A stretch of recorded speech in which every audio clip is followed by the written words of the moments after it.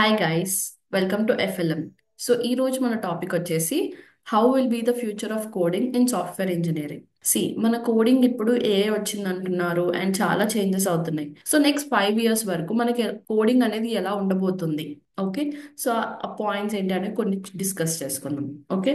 So first వచ్చేసరికి ఎప్పుడైనా కానీ కాంపిటీషన్ అనేది ఇప్పుడు పెరగబోతుంది. కాంపిటీషన్ ఖచ్చితంగా పెరగబోతుంది. ఇప్పుడు మన కాలేజెస్ గ్రాడ్యుయేట్స్ అయిన స్టూడెంట్స్ ఒకవేళ చూసుకుంటే ఆ కౌంట్ అనేది ఖచ్చితంగా పెరుగుతుంది కాబట్టి సో అందులో క్వాలిటీ నెంబర్ ఆఫ్ స్టూడెంట్స్ ఎవరైతే ఉన్నారో ఆ హైరింగ్ ప్రాసెస్ లో కాంపిటీషన్ అనేది ఖచ్చితంగా ఎక్కువ అవుతుంది. రైట్. సో ఖచ్చితంగా ఎక్కువైనప్పుడు మనం ఇప్పుడు కూడా సినారియో ఒకవేళ చూసుకుంటే కనుక ప్రీవియస్ గా డెవలపర్స్ కి ఓకే ఫస్ట్ ఎలా చూసేవాళ్ళు?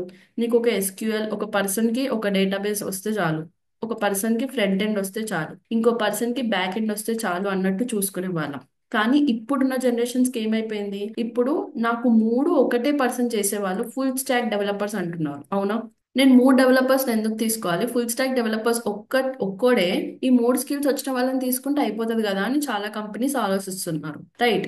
ఇప్పుడున్న జనరేషన్స్ కి ఇది ఇంకా పెరిగిపోయింది. లైక్ కాంపిటీషన్స్ ఎక్కువైపోయినాయి కాబట్టి ప్రతి ఫీల్డ్ లో ఏ ఫీల్డ్ లో అయినా కాంపిటీషన్ ఉంటుంది. రైట్. సో ఆ కాంపిటీషన్ అనేది ఎక్కువైపోయినప్పుడు సింగిల్ రిసోర్స్ నుంచి ఎక్కువ స్కిల్స్ అనేది ఎక్స్పెక్ట్ చేస్తారు. ఇప్పుడు ఫుల్ స్టాక్ పోయింది. ఇప్పుడు ఒక పర్సన్ నుంచి అంటే ఒక గ్రాడ్యుయేట్ నుంచి ఏం ఎక్స్పెక్ట్ చేస్తున్నాడు? వాడు డిఎస్ఏ చేయాలి, డెవలప్మెంట్ చేయాలి, వాడు ప్రాజెక్ట్స్ బిల్డ్ చేయాలి, అండ్ ఇప్పుడు ట్రెండింగ్ లో ఉన్న మెషిన్ లెర్నింగ్ ప్రాజెక్ట్స్ బిల్డ్ చేయాలి. అయితే వాడికి యాడ్ ఆన్ అడ్వాంటేజ్ అయ్యి స్టాండ్ అవుట్ అవుతున్నాడు. ఓకే. సో డిఎస్ఏ చేయాలి, డెవలప్మెంట్ చేయాలి, ప్రాజెక్ట్స్ చేయాలి, మెషిన్ లెర్నింగ్ చేయాలి, అయితే వాడు స్టాండ్ అవుట్ అవుతాడు. రైట్. సో నెక్స్ట్ పాయింట్ వచ్చేసి ఎంట్రీ లెవెల్స్ ఏదైతే ఉన్నాయో లైక్ మ్యాంగ్ కంపెనీస్ ఆర్ ఫ్యాంగ్, ఈ ప్రోడక్ట్ బేస్డ్ కంపెనీస్ ఏవైతే ఉన్నాయో ఇలాంటి కంపెనీస్ లో మనకి 45 LPA నుంచి ఇలాంటి హై ప్యాకేజెస్ ఎక్స్పెక్ట్ చేయాలి అంటే ఖచ్చితంగా ఇప్పుడు ఆ స్ట్రెంగ్త్ అనేది ఇంకా ఎక్కువ కాంపిటీషన్ అవుతుంది అండ్ అంత ఈజీగా అయితే దొరకదు. ఓకే. దానికోసం చాలా కష్టపడాలి. And quality of software engineering ఎవరైతే ఉన్నారో అంటే ఇది రిఫరల్ ఇచ్చేస్తా వచ్చేస్తా మామ. 2021లో మనకి కరోనా కన్నా ముందు ఒక అంటే డ్రాస్టిక్ హైరింగ్ జరిగింది మన ఐటీ ఇండస్ట్రీలో. అంటే జస్ట్ నార్మల్ క్వశ్చన్స్ అడిగేసి తీసుకునే వాళ్ళు. కానీ అలా కాదు. ఇప్పుడు ముంగడు ఉండే సిచ్యువేషన్స్ ఎలా ఉంటుంది అంటే ఖచ్చితంగా ఒక క్వాలిటీ ఉన్న candidate will definitely stand out. 100 members ఒక అప్లికేషన్ కి వస్తే 99 మెంబర్స్ తో నువ్వు ఎలా స్టాండ్ అవుట్ అవ్వగలుగుతున్నావు అనే ఒక యూనిక్ స్కిల్ నీకు వాళ్ళతో చూపిస్తేనే మీరు స్టాండ్ అవుట్ అవుతారు. సో డెఫినెట్లీ ఆ quality of software engineering hiring లో మాత్రం ఖచ్చితంగా మారుతుంది. ఓకే. సో మీరు ఎలా స్టాండ్ అవుట్ అవ్వాలి? ఇప్పుడున్న కాంపిటీషన్ కి ఇవన్నీ ఉండి ఎలా స్టాండ్ అవుట్ అవ్వాలి అంటే మీరు డిఫరెంట్ కైండ్స్ ఆఫ్ హ్యాకథాన్స్ పెడుతూ ఉంటారు కదా. ఇప్పుడు మన తెలంగాణ గవర్నమెంటే అవ్వచ్చు, డిఫరెంట్ కాలేజెస్ అవ్వచ్చు, మనకి 24 hours హ్యాకథాన్స్ కండక్ట్ చేస్తారు. సో అలాంటి స్మార్ట్ సిటీ హ్యాకథాన్స్ అవ్వచ్చు, 24 hour హ్యాకథాన్స్ కాలేజెస్ కండక్ట్ చేస్తారు. అట్లా ప్రతి దాంట్లో మీరు పార్టిసిపేట్ చేయండి. సచ్ దట్ మీకు బ్రెయిన్ స్ట్రామింగ్ అవుతుంది, మీరు కూడా నాలెడ్జ్ ఇంక్రీస్ అవుతుంది, different different kinds of projects మీరు బిల్డ్ చేయగలుగుతారు. అట్లీస్ట్ వేరే వాళ్ళు చేసిన ప్రాజెక్ట్స్ మీకు ఐడియా స్ట్రైక్ అయ్యి మీరేమన్నా స్టార్ట్ చేయొచ్చు. రైట్. సో ఇలాంటి వాటిల్లో పార్టిసిపేట్ చేయడానికి ట్రై చేయండి. అండ్ ఫ్యూచర్ లో మనకు వచ్చేసరికి డెవలపర్ సెంట్రిక్ టూల్స్ ఎక్కువైపోతాయి. Okay. So developer centric tools అంటే ఏంటి అంటే సపోజ్ యాప్ డెవలపర్ కోసం చూస్తున్నాను. ఓకే. సో ఆ యాప్ డెవలపర్స్ కోసం ఈ మధ్యలో వాళ్ళు ఒక స్కిల్ యాప్ డెవలప్మెంట్ నేను వెళ్ళాలి అనుకుంటున్నాను, దానికోసం నేను నేర్చుకోవాలి అనుకుంటే వాళ్ళు ఏం చేయాలి? ఫస్ట్ మనం ప్రీవియస్ వీడియోస్ లో డిస్కస్ చేసినట్టు ఒక ల్యాప్టాప్ తీసుకోవాలి. అండ్ ఆ ల్యాప్టాప్ ఎలా ఉండాలి అంటే ఖచ్చితంగా బేసిక్ ల్యాప్టాప్ అయితే కాదు, కొన్ని అడ్వాన్స్డ్ ఒక i5 జనరేషన్ నుంచి స్టార్ట్ అయ్యి కొంచెం అడ్వాన్స్డ్ ఫీచర్స్ ఉన్న ర్యామ్ రోమ్ అవన్నీ తీసుకొని స్టార్ట్ చేయాలి. ఎందుకంటే ఇందులో ఆండ్రాయిడ్ స్టూడియోని ఇన్స్టాల్ చేసుకోవాలి, కొన్ని ఇమ్యులేటర్స్ ఇన్స్టాల్ చేసుకోవాలి. సో ఇలాంటివన్నీ ఉంటాయి కాబట్టి సో నేను ఖచ్చితంగా ఒక ఫాస్ట్ జనరేషన్ ల్యాప్టాప్ ని నేను చూస్ చేసుకోవాలి యాప్ డెవలప్మెంట్ కి. అలా కాకుండా ఇప్పుడు గూగుల్ ఏం చేస్తుంది అంటే ఓకే ఇది వచ్చేసి మనకి ప్రాజెక్ట్ ఐడిఎక్స్ అని ఒకటి ఇంప్లిమెంట్ చేస్తుంది. సో దీని ద్వారా ఏంటి అంటే ఇవన్నీ ఇన్స్టాలేషన్స్ చేసుకోకుండానే జస్ట్ ఇప్పుడు విఎస్ కోడ్ మనం జస్ట్ ఎలా ఒక క్రోమ్ ఎక్స్టెన్షన్ లేదంటే ఒక యాప్ ఒక జస్ట్ డౌన్లోడ్ చేసుకుంటే ఎలా అయితే వచ్చేస్తుందో అలా సెటప్ చేయడానికి ట్రై చేస్తుంది గూగుల్. ఓకే, సో ఇది ఇలాంటి డెవలపర్ సెంట్రిక్ టూల్స్ అనేటివి ఎక్కువ అయిపోతాయి ఫ్యూచర్లో. మనకి ఇప్పుడు చాట్ జీపీటీ కో పైలట్ అవ్వచ్చు, చాట్ జీపీటీలో కో పైలట్ అవ్వచ్చు, ఇవి ఆల్రెడీ అన్ని ఇంటిగ్రేట్ అయిపోతున్నాయి. సో ఇలాంటి టూల్స్ ఫ్యూచర్లో మనం ఇంకా ఎక్కువ ఎక్స్పెక్ట్ చేయొచ్చు, రైట్? సో గిట్ ల్యాబే కానీ గిట్ హబ్ కన్నా గిట్ ల్యాబ్లో కొన్ని ఇంకా ఎక్కువ ఫీచర్స్ ఉన్నాయి అంటున్నారు ఇప్పుడు. సో నెక్స్ట్ ఇప్పుడు రాబోయే దాంట్లో ఇలాంటి డెవలపర్ సెంట్రిక్ టూల్స్ డెవలపర్కి హెల్ప్ చేసేవి ఎక్కువ అయిపోతాయి. ఓకే, సో నెక్స్ట్ వచ్చేసరికి మీరు ఎప్పుడైనా కానీ ఈ ఫ్రేమ్ వర్క్స్ గురించి మీరు వినే ఉంటారు కదా. ఇప్పుడు రియాక్ట్ జేఎస్ అంటున్నారు, వ్యూ జేఎస్ అంటున్నారు, యాంగులర్ జేఎస్ అంటారు, ఏదైనా అంటారు. ఓకే, సో ఇలాంటి ఫ్రేమ్ వర్క్స్ వచ్చినప్పుడు ఖచ్చితంగా మీరు ఫండమెంటల్స్ మాత్రం మర్చిపోవద్దు. ఎందుకంటే నిన్న వ్యూ జేఎస్ అన్నారు, ఈరోజు రియాక్ట్ జేఎస్ అంటున్నారు, రేపు నెక్స్ట్ జేఎస్ అంటున్నారు, రేపు ఇంకొకటి మారదనే రూల్ ఏమన్నా ఉందా? కానీ వీటన్నిటిని డ్రైవ్ చేసేది ఏది? మన ఫండమెంటల్ నాలెడ్జ్ ఏంటి? Java script, right? సో ఎప్పుడైనా కానీ ఒక ఫండమెంటల్ లాంగ్వేజ్ ఆ బేస్ ఎక్కడి నుంచో స్టార్ట్ అవుతుందని మాత్రం మీరు ఎప్పటికీ మర్చిపోవద్దు. ఎందుకంటే ఫ్యూచర్లో మీకు ఫ్రేమ్ వర్క్స్ మారచ్చు, లైబ్రరీస్ మారచ్చు, డెప్రికేట్ అవ్వచ్చు, ఇంకా కొత్త రావచ్చు, కానీ ఒక బేసిక్ ఫండమెంటల్ లాంగ్వేజ్ ఏదైతే ఉందో అది ఖచ్చితంగా మారదు. ఇప్పుడు సేమ్ ఇలాగే మనం సిఎస్ఎస్లో తీసుకుంటే, ఓకే, టేల్ విండ్ అంటున్నాం ఇప్పుడు, అదొక ఫ్రేమ్ వర్క్. కానీ దానికంటే ముందు మనకు వెనిలా జావా స్క్రిప్ట్ అని ఉంది కదా. ఆ వెనిలా జావా స్క్రిప్ట్ ఒక బేసిక్ ఫండమెంటల్ లాంగ్వేజ్, అదైతే ఎప్పటికీ మారదు కదా. సో మన లాంగ్వేజ్ వే ఆఫ్ లెర్నింగ్ ఎలా ఉండాలి అంటే fundamental should be very clear. ఆ ఫండమెంటల్ ఎప్పుడైతే క్లియర్ ఉంటామో ఎన్ని ఫ్రేమ్ వర్క్స్ మారినా మనల్ని ఎవ్వరు కూడా ఏం చేయలేరు. ఓకే, సో నెక్స్ట్ ఈ పాయింట్ ఫ్రెషర్స్ అనేది చాలా గుర్తుపెట్టుకుంటే, అంటే మన కమింగ్ జనరేషన్స్లో ఇవి ఎప్పటికీ పోవు, కాబట్టి ఇవి స్ట్రాంగ్గా ఉండాలి మనం. ఓకే, సో నెక్స్ట్ మనకి డేటా రిలేటెడ్ జాబ్స్లో చాలా బూమింగ్ అనిపిస్తుంది.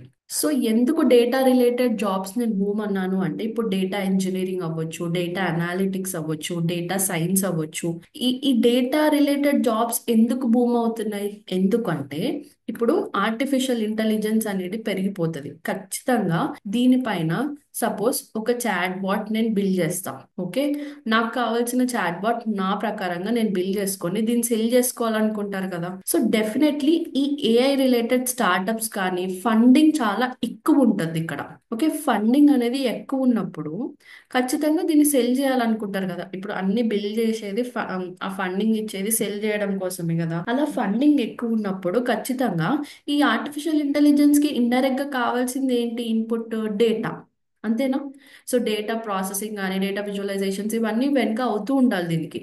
సో అందుకే డేటా రిలేటెడ్ జాబ్స్కి అంత భూమి ఉంది. సో ఖచ్చితంగా డేటా రిలేటెడ్ జాబ్స్కి శాలరీ హైక్ ఇంక్రిమెంట్స్ అవ్వచ్చు. ఇది డ్రాస్టిక్గా గ్రో అయ్యే ఛాన్సెస్ ఉన్నాయి శాలరీస్ పరంగా కూడా చూసుకుంటే. అండ్ ఇవన్నీ నేను చెప్తూ ఉంటే అందరికి ఇప్పుడు ఒక డౌట్ వస్తుంది. ఆర్టిఫిషియల్ ఇంటెలిజెన్స్ అనగానే ఫస్ట్ అందరు భయపడేది ఏంటి? నా జాబ్ పోతుందేమో, ఆర్టిఫిషియల్ ఇంటెలిజెన్స్ నా జాబ్ తీసుకుంటుందేమో అని ఆలోచిస్తారు, అంతేనా? సో ఏఐ అనేది ఖచ్చితంగా జాబ్స్ అయితే తీసుకోదు. ఓకే, ఒక ఆర్టిఫిషియల్ ఇంటెలిజెన్స్ ఏదైనా సరే, ఇప్పుడు మనం ఒక టూలే అవ్వచ్చు, అది ఏమైనా అవ్వచ్చు, డెవలపర్కి అది మనకి హెల్ప్ అయ్యే విధంగానే ఉంటుంది. కానీ దాన్ని మనం యూజ్ చేసుకునే విధానం బట్టి కూడా కొన్ని ఉన్నాయి, కొన్ని టూల్స్ ఉన్నాయి. కానీ అది మొత్తం జాబ్స్ అయితే తీసుకోదు. ఆ టూల్ని యూజ్ చేయనీకైనా కానీ ఖచ్చితంగా సాఫ్ట్వేర్ ఇంజనీర్స్ అనేది కావాలి. ఇక్కడ ఎవరు రీప్లేస్ అవ్వరు అంటే, ఎవరెవరైతే ఒక టాప్ ఆల్రెడీ ఒక 10 years ఎక్స్పీరియన్స్ ఉన్న క్యాండిడేట్స్ ఎవరైతే ఉన్నారో వాళ్ళు ఆల్రెడీ తెలుసు. అంటే ఐటీలో కార్పొరేట్లో వచ్చాక ఎలా అడాప్ట్ అవ్వాలి అని వాళ్ళు అలవాటు చేసుకున్న వాళ్ళు. ఓకే, ఒక ఎక్కువ ఎక్స్పీరియన్స్ ఉన్న వాళ్ళు ఏంటి అంటే వాళ్ళు ఖచ్చితంగా అడాప్ట్ అయిపోతారు. కొత్త టెక్నాలజీస్ వచ్చినా ఏమొచ్చినా అడాప్ట్ అయిపోతారు. ఇర్రీప్లేసబుల్. వాళ్ళకి తెలుసు ఎలాంటి కైండ్ ఆఫ్ టెక్నాలజీ దేన్ని అడాప్ట్ అంటే ఈ దేని వల్ల లే ఆఫ్ అవుతారు, దేని వల్ల లే ఆఫ్ అవ్వరు అని వాళ్ళకి తెలుస్తుంది. కాబట్టి వాళ్ళు ఖచ్చితంగా దాని నుంచి ప్రివెంట్ చేసుకోనీకి వాళ్ళు ఏదో ఒకటి అడాప్ట్ అయిపోతారు. సో అలాంటి కైండ్ ఆఫ్ స్కిల్స్, అలాంటి కైండ్ ఆఫ్ మెంటాలిటీని మనం ఇప్పుడు కాలేజ్ స్టూడెంట్స్ ఎవరైతే డ్రాప్ అవుట్ అవుతున్నారో వాళ్ళు ఖచ్చితంగా ఆ మైండ్ సెట్ని బిల్డ్ చేసుకోవాలి. ఓకే, అది ఎక్స్పీరియన్స్ వల్ల కాదు, అది ఎక్స్పీరియన్స్ వల్ల రాదు. అది ఎక్కడి నుంచి వస్తుంది అంటే రైట్ మైండ్ సెట్ నుంచి వస్తుంది. ఈ రోజు మనకి ఏదైతే డెవలపర్స్ ఉన్నారో, ఈ రోజు ఎవరైతే టెక్ ఎంతూజియాస్టిక్స్ ఉన్నారో, కరెంట్ ఎవరైతే టెక్ లో వర్క్ చేస్తున్నారో, వాళ్ళే నెక్స్ట్ టెక్ చేంజ్ మేకర్స్ అంటాం. అవునా? వాళ్ళే నెక్స్ట్ సిటిఓస్ అవ్వాలనుకుంటారు. సో ఇదంతా వాళ్ళే. ఇప్పుడు ఈ రోజు పిల్లలే రేపటి భవిష్యత్తు అని ఇలాంటి స్లోగన్స్ మనం ఎప్పుడూ వింటాం. అది జస్ట్ సేయింగ్సే కాదు కదా, ఇవే కదా ఫ్యూచర్ అనేది. సో ఇలాంటివన్నీ ఉన్నాయి కాబట్టి, సో ఖచ్చితంగా మీ మైండ్ సెట్ ఏదైతే ఉందో ఆ లెవెల్ వరకు అంత మెచ్యూర్గా మీరు బిల్డ్ చేసుకోవాలి. ఆ right way of adapting yourself to new technologies అనేది మీరు అలవాటు చేసుకుంటూ ఉంటేనే మీరు గ్రో అవ్వగలుగుతారు. అవునా? సో నెక్స్ట్ వచ్చేసరికి ఏంటి అంటే, ఇంకా ఆఫ్ క్యాంపస్ హైరింగ్స్ అనేటివి చాలా ఎక్కువ అయిపోతాయి. Off campus and skill based hiring ఎక్కువ అవుతాయి. అండ్ ఇందాక మనం డిస్కస్ చేసినట్టు, మనం ఫ్రేమ్ వర్క్స్ అండ్ లైబ్రరీస్ ఎన్నో వస్తాయి అనుకున్నాం. అవునా?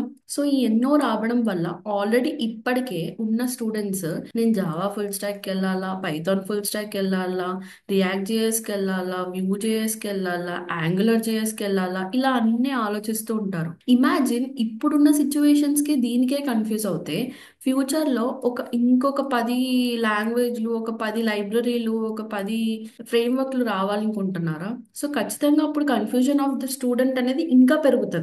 కానీ నేను అది చెప్తున్నాను కదా, ఇవన్నీ వచ్చినా కానీ ఏదైతే మీరు ఫండమెంటల్ గా నేర్చుకోవాలనుకుంటున్నారో అదైతే మీరు ఖచ్చితంగా మిస్ అవ్వద్దు.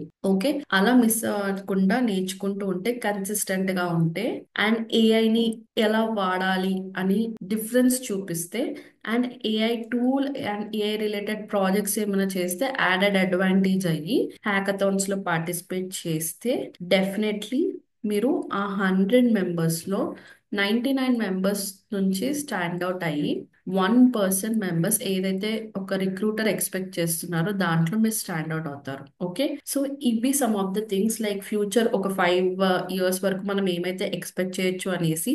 ఇంకా ఇలాంటి వీడియోస్ ఏమైనా కావాలి అనుకుంటే కింద కామెంట్ సెక్షన్ లో చెప్పండి. Okay? If you like such type of content, please hit the like and subscribe button. And thank you.